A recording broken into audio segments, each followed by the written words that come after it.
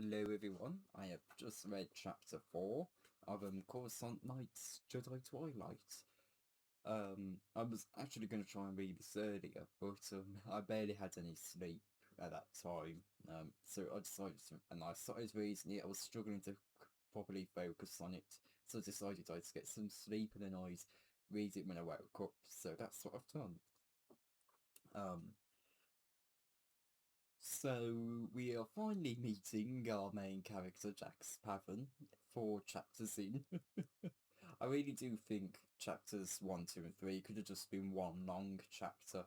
They only make up 25 pages, so yeah. Or, just 2 chapters. I don't think they needed to be extended out into 3. I feel like that's maybe a bit much.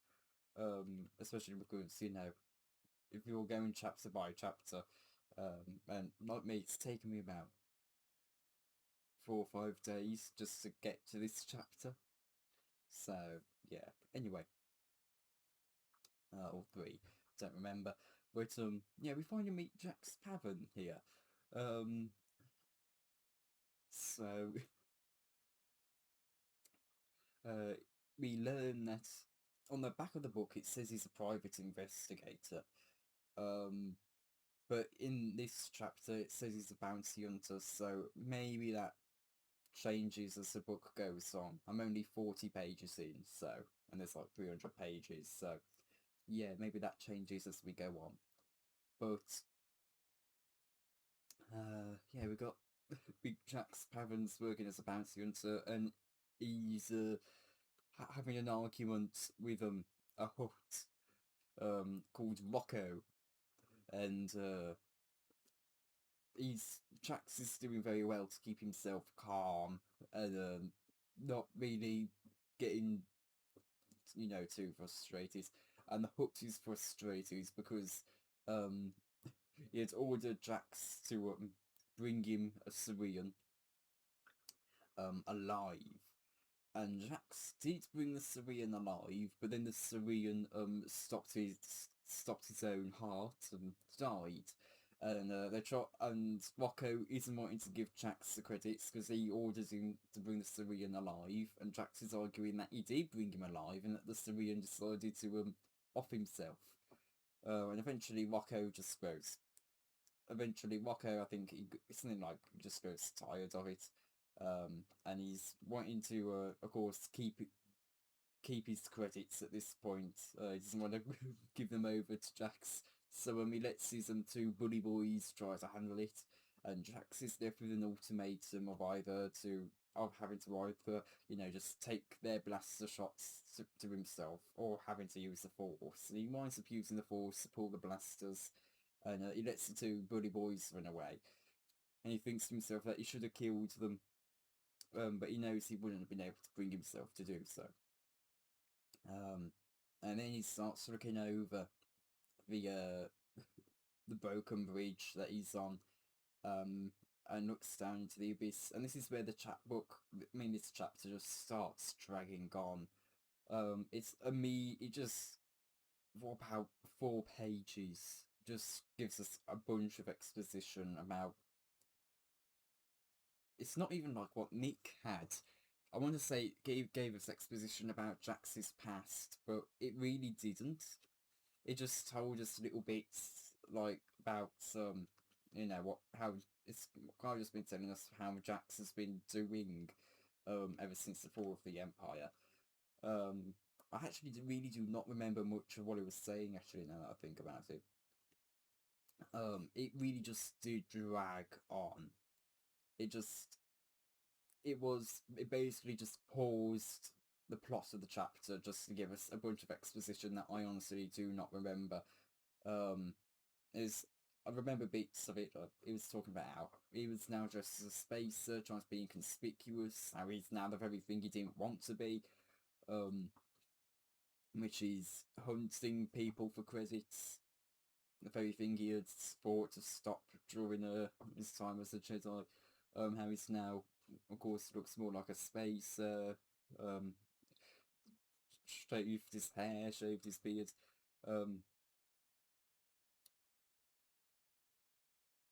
And no, it talks a bit about Whiplash, which is a resistance group that we saw in the previous chapter with Nick, and the chapter before that, and about how they are smuggling Jedi and I guess other people who are wanted by the Empire, kind of like the Erased in a way, but you know the Erased are still centralized on Coruscant, but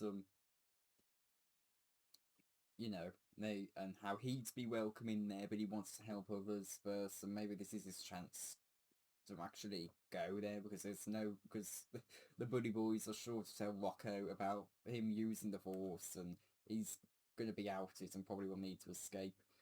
And we're also told a bit about again the lower levels and such, and how it looks and etc. It's just a bunch of exposition that it feels like why are you telling us all of this? We don't really need to know every specific little thing here. Yeah, it did drag on a little bit, and again, I barely remember most of what he was saying. So yeah, it feels a bit like why is it in there? The chapter could have been about 4 pages shorter if you could have even you could still have it in there, just shorten it down. It didn't need to be as long as it was. Um, So yeah. Anyway, then we finally get back to the plot. Jax makes his way back to his home. He's Connacht, and he starts packing because he's intending to now go off world. Or probably trying to find Whiplash or something.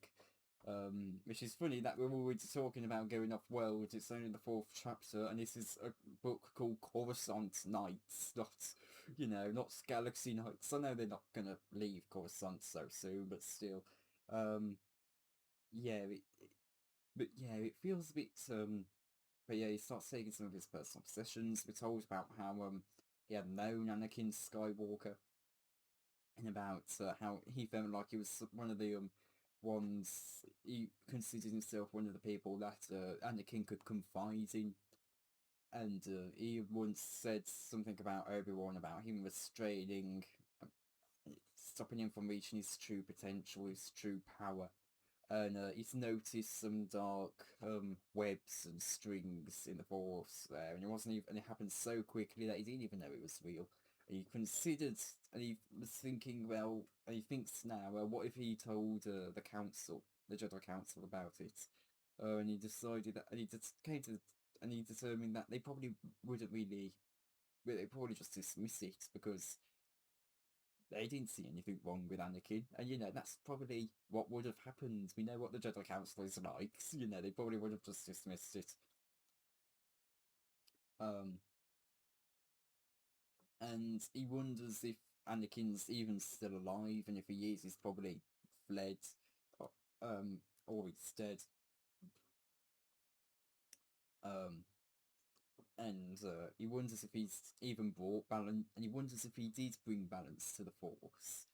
Because now, of course, in this case, a more traditional sense of balance, where equal weights, like an equal amount. In this case, equal amount of Sith to equal amount of Jedi. Of course, there are still more Jedi than Sith at this time, but you know. Um, but yeah, it's this chapter. It was a nice introduction to Jack's Cavern. I do think it just drags on a bit with that middle section between Jax looking as if he was about to jump off the bridge and then just running over to a turbo lift, like that. The bits in between that it just dragged on and on and on, and it really was a, do we really need to know all this? Or do you really need to extend it out for this long? Because there were definitely ways to shorten that, and for it to still make sense. It did just feel like it was dragging on a bit. And that's the problem I've had with about half the chapters in this book so far. I had that same problem with chapter 2. Um, I think I think I had that problem with it, didn't I? I think I said that in my review for chapter 2. I do feel like it drags on a bit. And yeah, I'm having the same problem. I think I had that same problem here. It just it's I think it's mainly just because it paused halfway through its plot. You know, it just paused. It just pause. Oh, not pause the plot. This chapter's like mini story.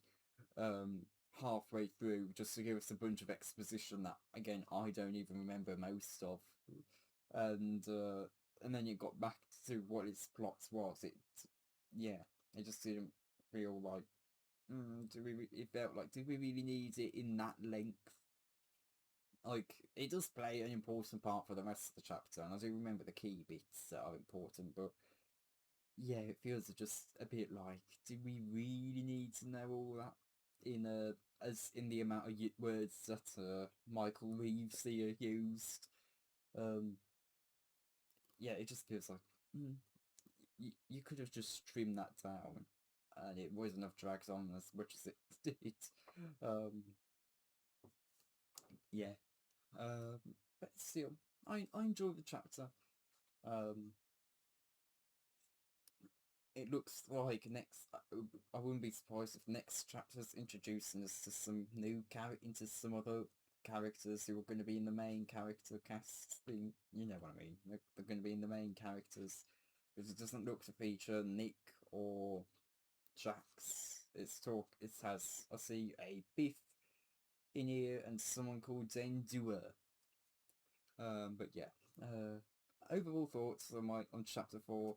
I enjoyed it. It did drag on a bit when it started going on to the exposition, and it paused its story to give us the exposition. I think you could have done that. I think you could have more easily slipped that in, rather than bringing that exposition in when Jax is looking for a way to escape, bring it in when he's running, that was it, just doing something as simple as that, having him have that come in when he's running back to his home, just putting in the exposition there, rather than having it be when he's looking down into the abyss looking for a way to escape, would have helped, it would have still probably dragged the chapter out a bit, but it still would have made it feel a bit more natural and a little bit less forced. So yeah, I think again you could have also just shortened it. I don't really think it needs to go on for. I think it was 4 pages. It's like 4, 5, 6 pages. It went on for the chapters 14 pages. It went on for quite a while, and it was, do we does it just really need to go on for this long? But yeah, I don't really know a whole lot about Jax Pavan's character just yet, of course. Um, but so far he seems very Jedi, and he very much suits the like young Jedi archetype that we see quite frequently. Um, but yeah, it's gonna be interesting to see how this all develops. Again, we're still in the very early stages of the book, and I know there's like 40 chapters, so yeah, we're still quite early on in the book. But and we're also in the first part of the book. I think there's like 2 parts. You've got part 1 and part 2 of the book. I don't know if there's 3 parts, but from what it looks like, there's 2. But yeah.